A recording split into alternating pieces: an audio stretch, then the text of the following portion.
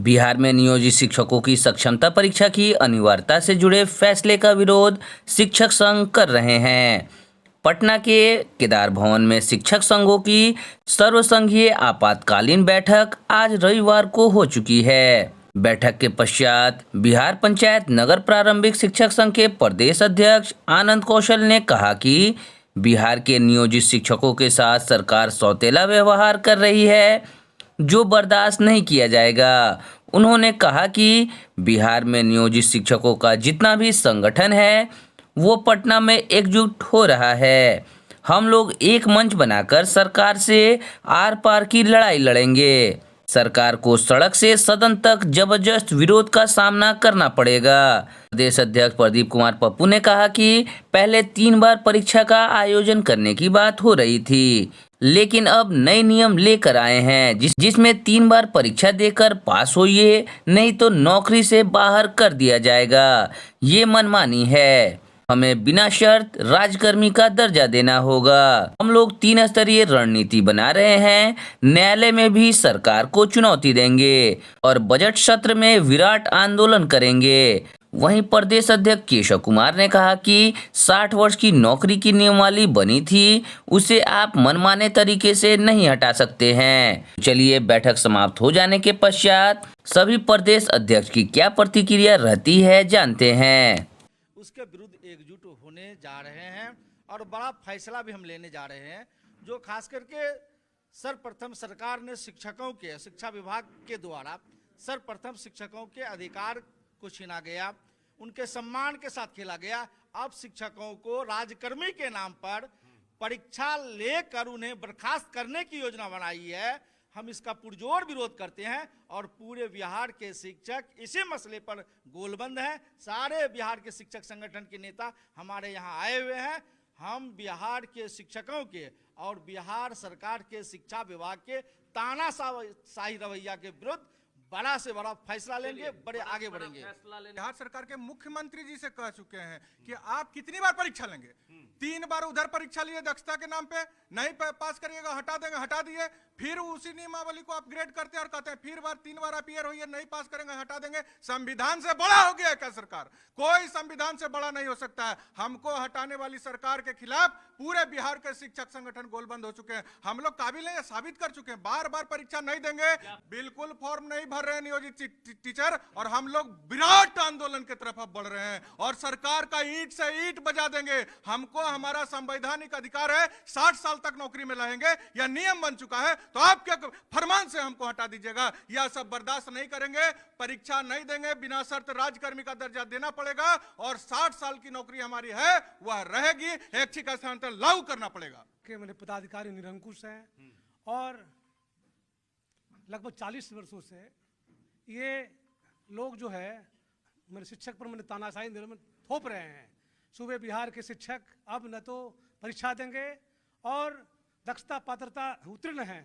अब मैंने परीक्षा का कोई मैंने औचित्य नहीं है। इसलिए हम चाहते हैं, सरकार से मांग करते हैं कि बार बार नियोजित शिक्षकों का मैंने परीक्षा लेना बंद करे और वह राजकर्मी का दर्जा दे। लोग एक्शन तो मैंने हो चुका है।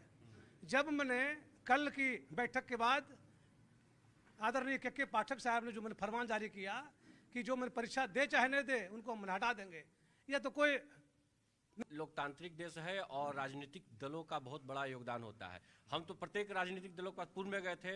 भाजपा ने बुलाई थी बैठक, सभी शिक्षक संगठनों को बैठक बुलाई और हमें बिना शर्त राजकर्मी देने की मांग भाजपा का मुख्य एजेंडा था। पिछली बार जुलाई महीने में उन्होंने बैठक बुलाया था, हम लोगों के साथ वार्ता भी हुई थी। अब उनको पूरा करने की बारी है। अब ये नया तुगलकी फरमान कि परीक्षा दीजिए और परीक्षा में पास नहीं कीजिएगा तो सेवा समाप्त कर देंगे, यही क्वालिटी वाले लोग हैं जिनके खिलाफ या जिनके पक्ष में सरकार ने सुप्रीम कोर्ट ने हलफनामा दिया था कि ये लोग योग्य लोग हैं और यही डाइंग कैडर नहीं, ये लोग जिंदा कैडर हैं, यही हमारे यहाँ काम करने में सक्षम है।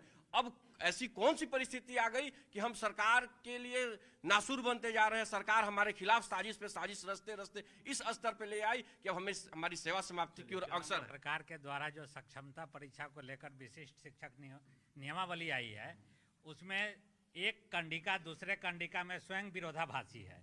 एक और कंडिका 3 में कहा जा रहा है कि जो अनुत्तीर्ण होते हैं या परीक्षा में असफल नहीं भाग लेते हैं उनकी सेवा बनी रहेगी।